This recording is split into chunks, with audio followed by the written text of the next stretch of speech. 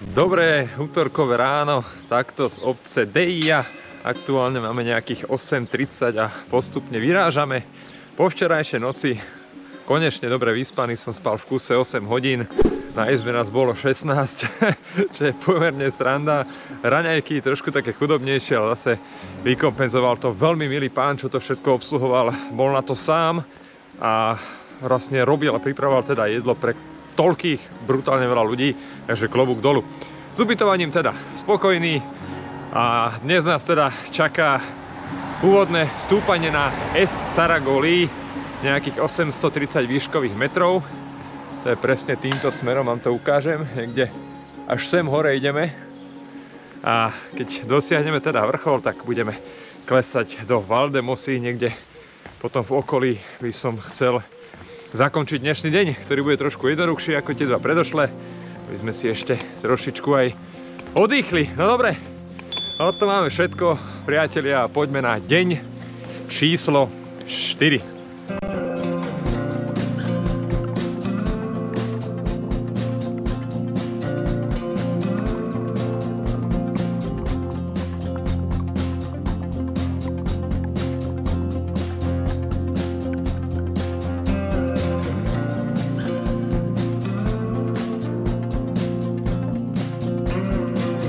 Pred malou chvíľkou sme sa vynorili z lesa a už konečne začína aj slniečko svietiť, takže teplejšie a sme vo výške zhruba teraz 430 metrov nad morom a už tu začína byť opäť trošku krajšie.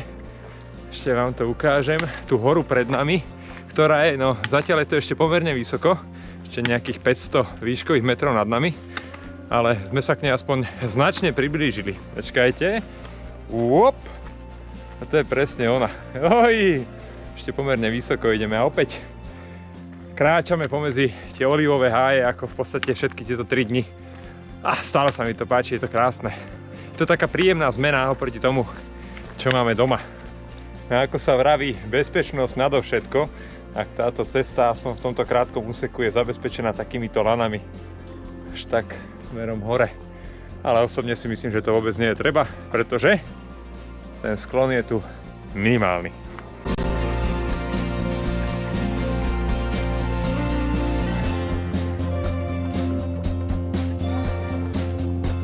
Konečne sme vyšli z toho lesa, kde nebolo slnko. A už nám takto začína svietiť. Ja, hneď je teplejšie a odtiaľto sa nám naskytli už asi krajšie výhľady na najvyšší vrch Malorky opäť vzadu s tou gulou. A je to tu už bombové. A ešte nás čaká nejakých 150 výškových na ten kopček, ktorý som spomínal ráno. O tom pohrebení asi kilometr iba a pôjdeme potom zase dolu do Valdemosy.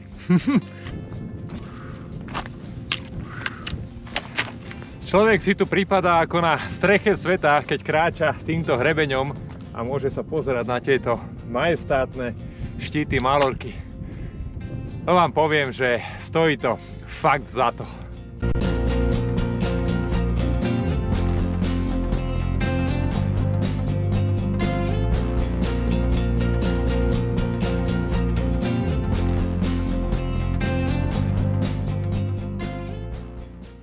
No je to tam, vrchol Es Saragolí, 944 metrov, s tým, že sa nám odkryl výhľad, kadiaľ budeme ďalšie dni pokračovať. Už tie kopce tam nie sú tak výrazne vysoké, ako to bolo doposiaľ. A ukážem vám, odkiaľ vlastne prichádzame. Vzadu najvyšší vrch Malorky, opäť popod neho sme išli, pod ním je jazero Cúber, kde sme spali. A potom tuto, ako je to pobrežie, a nedaleko neho sme kráčali včera do obce Deia. Takže pekne vidieť, čo sme prešli. A pekne vidieť, čo nás samozrejme čaká. No a toto je ten hrebeň, ktorým sa budeme za chvíľočku uberať. Aspoň chvíľku. Dobre, počkám ešte na Barču. Tá ide teraz tuto po hrebení tou výraznou cestičkou. A dáme si chvíľočku pauzu a ideme dole. Inak dobre si to vymyslela, ruksak si nechala dole, no. To bolo inteligentné riešenie. No čo, jak sa cítiš po tom výstupe? Úplne úžasný.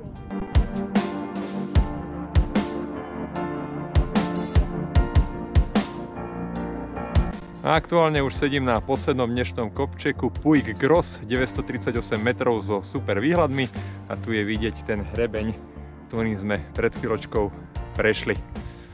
Nádhera.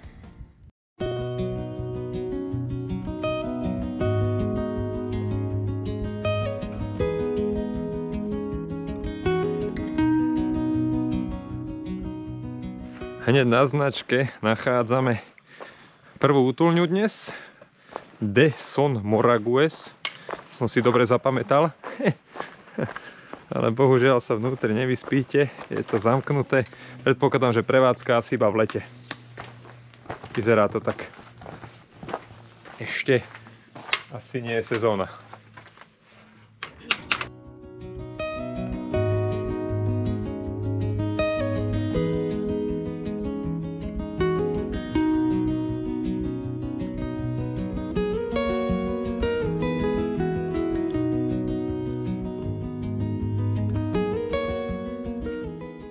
Predpokladám, že niektorí z vás ste zachytili na Instagrame, že som si pred cca 1,5 týždňom zakúpil nové Garmin hodinky. Predtým som vám to nechcel prezradiť a slúbil som vám, že vám to prezradím, o aké hodinky sa jedná priamo na GR221.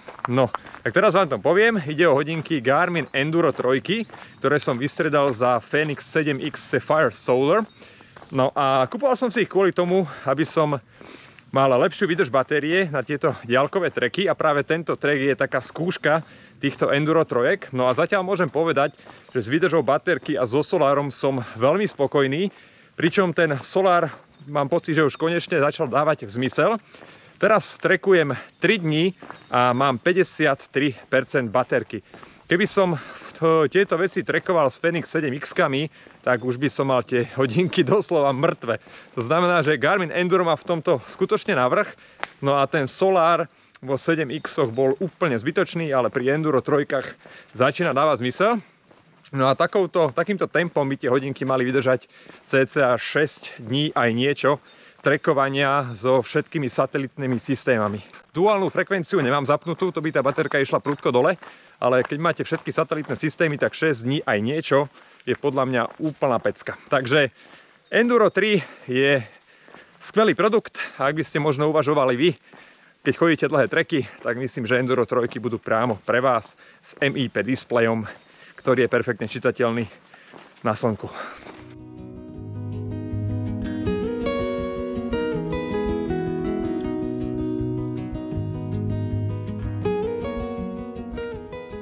Priatelia, no a už máme v pozadí konečne obec Valdemossa. Teším sa, pretože som brutálne že hladný. Už je niečo po nejakej 12. tuším a čas obeda. Takže zrýchlim tempo a poďme na obed.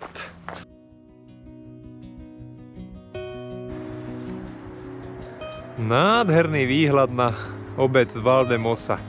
Čo poviete počas stúpania na naše ubytko? Je to studené. Predsa už je tu trošku chládok. Dobre priatelia, vitajte v dnešnom závere po 16,41 km. Dneska sme si dali taký oddychový deň, nie? Tieto predošlé 2 dni sme mali koľko? 24, 27, pomerne veľa hore, ale aj veľa dole. Tak dneska iba 16,40, tuším, stúpanie sme tam mali 1020 a klesanie nejakých 800, alebo tak nejako. Končíme niekde v okolí obce Valdemossa. A pekný deň to bol dneska. Najvyšší kopček sme mali okolo 944, to bolo Es Zaragoli. Neviem, ako sa to číta po španielsky. Ja španielčina, na tom som aj vypadol inak v rámci Všade dobre doma na relácie, vieš, u nás na RTVS-ke. Tam bolo, že čo je maňána, vieš. Nevedel som to si spomenúť, vieš. Nevedel som si spomenúť, no. A tak som na tom vypadol aj, tak by som potom vo finále vyhral iba 50 €. Takže v pohode. A to bola iba taká vsúka v rámci súťaže. Čiže máme za sebou 4. deň, ak dobre počítam. Asi 4. Sobota, neděle, pondělí, úterý. Sobota, neděla, pondělok, útorok. Počítaš jinak. 4. Takže je to 4. deň v poradí a čaká nás ešte posledných 4, takže vlastne vychádza nám to na 8. A máme takéto krásne prostredie. Takže vidíme sa potom zajtra pri dni číslo 5 a zajtra máme na pláne 20 km, ako som ti hovoril, a 780 výškových metrov. Kolik? 780. Nebude to moc. Pohoda. Pohoda, to čo sme zmákli doteraz, tak to zajtra už, respektíve smerujeme už do takých nižších nadmorských výšok, tak už to bude lepšie. Furt to bude nahoru dolů. Áno. Takže Tak stejný. to, na to sme zvyknutí. Hore, dole, hore, dole, Takže hore, stejné, pořád stejné. Áno, áno, áno. Akorát sme v nižších nadmorských výškach okolo 700, 800. Furt jdeme 5 km 4 hodiny. Tak, presne tak, To je úplně jedno. ale presne toto nám vynahrádza všetko to utrpenie. Takéto krásne výhľady, ktorých je tu fakt neurekom. Dneska sme tých výhľadov mali fakt, že mega veľa. Dobre, takže to bol teda deň číslo 4 a vidíme sa zajtra pri dni číslo 5, priatelia. Dobrú noc.